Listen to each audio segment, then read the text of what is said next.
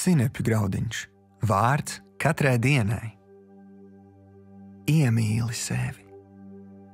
Šodienas raksturvieta. Bet Jēzus uz to sacīja: tev būs Dievu savu kungu mīļot no visas savas sirds, un no visas savas dvēseles, un no visa sava prāta.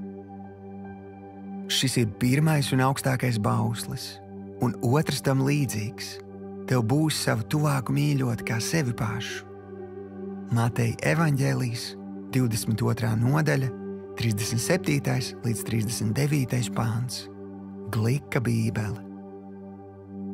Šodienas pārdomas.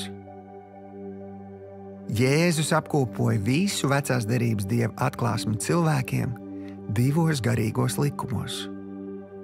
Šodien gribu vērst tavu uzmanību uz otro. Tas atklāja ko ļoti svarīgu.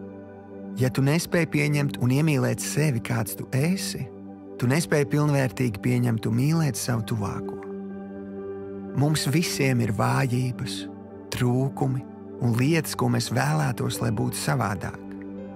Salamans reiz ir teicis: kā cilvēks domā, tāds viņš arī ir. Tāpēc pārtrauc koncentrēties uz saviem trūkumiem un sāc mīlēt sevi tādu, kāds tu esi. Ieraugi sevī labo, to, ka Dievs tevi ir radījis unikālu un īpašu.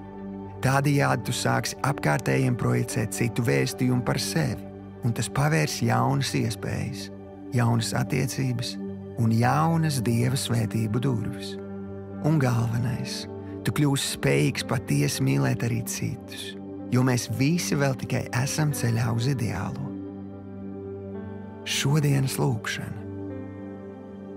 Tēvs, paldies, ka tu esi mani unikāli veidojis, apveltot ar dāvanām, talantiem, ar spēju baudīt dzīvi un piepildīt tavu gribu.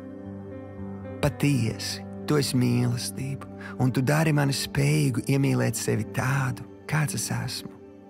Un tas savukārt padara mani spējīgu mīlēt arī citus. Jēzus vārdā. Āmen.